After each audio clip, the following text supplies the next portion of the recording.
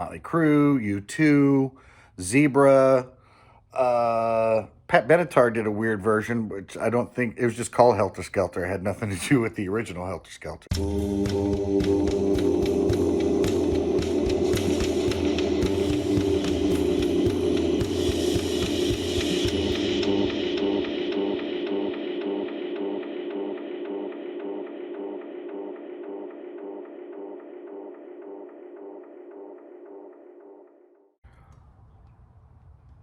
AVC, Eric here, Plastic Soundwave Cult.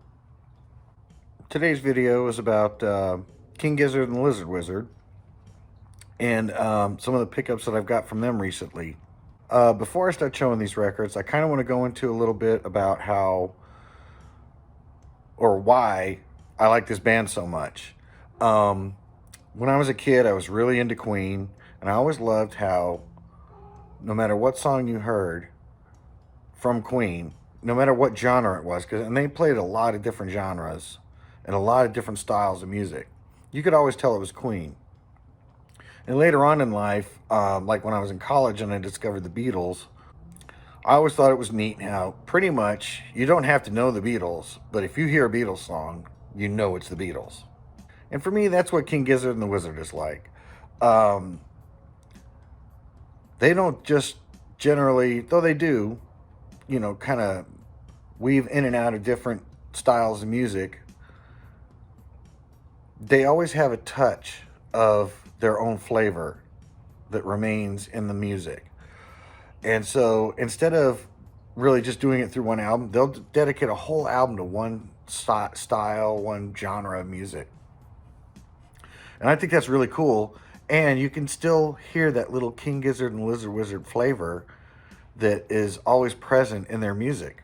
And this band puts out a lot of music. They started in 2011, and they put out a shit ton of records since that time. One of the things that I got to do with this pickups this last Christmas and my birthday was fill out the year 2017, which they ended up putting out 5 records that year. But before I get into that, I want to talk about one of their latest records that just came out. And that's KG. And this is tied to another album that I'm going to talk about in a little bit. Because you'll see, it'll say KG, Explorations into Microtonal Tuning. Great record. It has a lot of Indian and Middle Eastern influences in the key changes and the whatever the scale is that they use in those countries, and they blend it with rock, and it just sounds so cool. This is volume 2. It pretty much picks up where volume 1 left off at. The first one is not called KG like this one, and ironically, at the time of this video, they just put out a record called LW. And so it's already out on, Flawless Flack, but it's not out on vinyl yet. So that's one that I'm waiting for, which should be a companion to this one. I don't know if it'll be volume 3, because they do a lot of weird things in the King Gizzard universe. This album are Honey is a good song. Some of Us is good. The opening track, KGLW, is a good one. This came in like I've got it in this here now, but it does come when you get it. It's not in shrink wrap. It comes in brown paper bag type material, and it's all recycled. And that was the big thing, I guess, about this album, is that the cover is made from recycled material. The inner sleeve is made from recycled material. And the record itself is made from recycled vinyl. And so, yeah, this is it's a very earth-friendly album, I guess. But it's got a lot of great tunes on it. King Gizzard and the Lizard Wizard just been knocking it out of the park. And so, this one, as of late, is the latest vinyl. Not too long after this comes out, I'm sure that the vinyl will come out, but sometimes it's a couple months later. The other thing that they put out this year was Chunky Shrapnel. This is their live album. Uh, at first, I wasn't going to get this. It's recorded in London, Manchester, Madrid, Luxembourg, but several tracks are recorded in a little town called Utrecht, and that is the town that my mom grew up in. And so this is just, you can see how it's spelled here, maybe.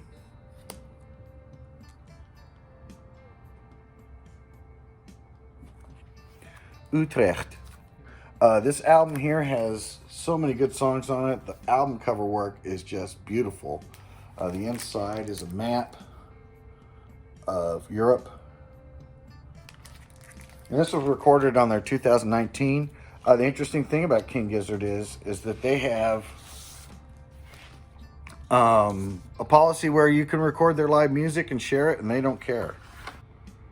And so this came out on lovely off green and black starburst splatter, and then the same for disc 2. Great live soundtrack. Can't go wrong with it. And so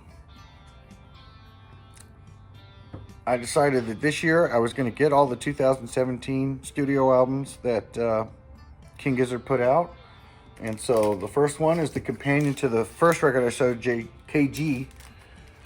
This is King Gizzard and the Lizard Wizard's Flying Microtonal Banana. And this is volume 1 of the microtonal tuning type series that they have. And you'll find that a lot of their albums have connections to other albums that I'll talk about in some of this other stuff. But this one here, it's got the microtoning, again, mixing it with rock and having that classic King Gizzard and Lizard Wizard sound. Some of the standout tracks on here. I know Open Water's on this one, I believe. Yeah, Rattlesnake is on here. That's a good song. Open Water's a good song. Sleep Drifter. This came on beautiful. Neon Toxic Green.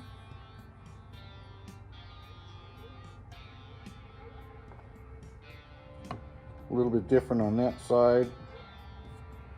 Oh man, out of all the ones that I got so far, this is the one I've been listening to the most.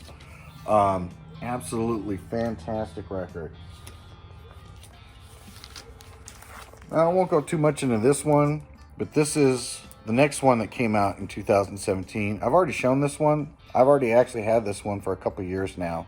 Again, another great record. This one, it's almost, you can't call it metal, but it's definitely heavy psych with like a Middle Earth type feel to it. They got it's a very experimental album.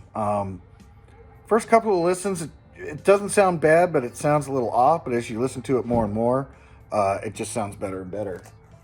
And so this has got like Altered Beast on it and things like that. And that came on this really pretty, they like green.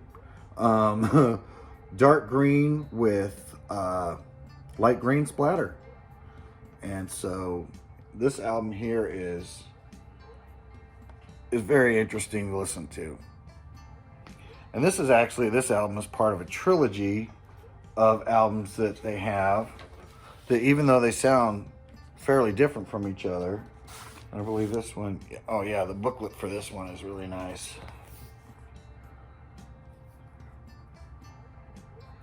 Just all trippy ass shit on the inside. I believe it's so you can understand what the words are in the songs.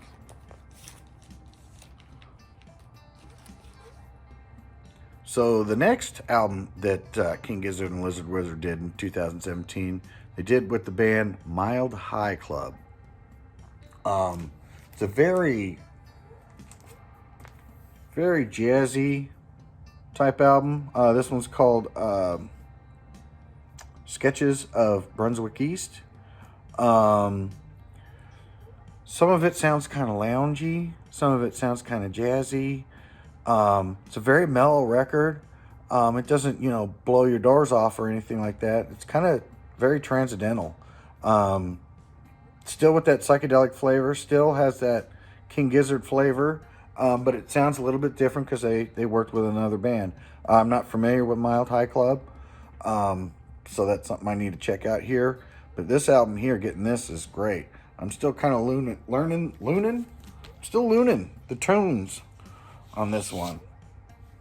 This one comes on a beautiful translucent yellow green splatter. Again, we've got the green. Kind of done in that style of, it makes me think of Reprise Records.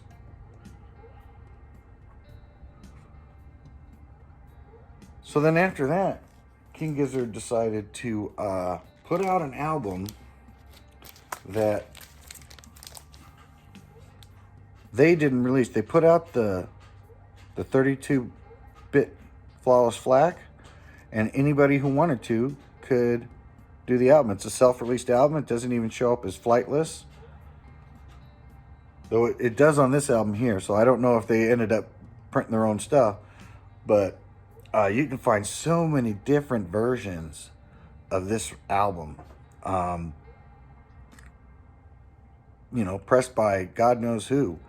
And it's a really good album. The artwork on this is absolutely amazing.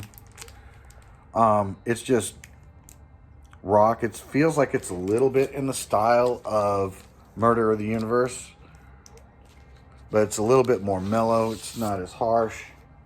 And this particular pressing that I got on the pinwheel, here we go. Blue, red, and yellow.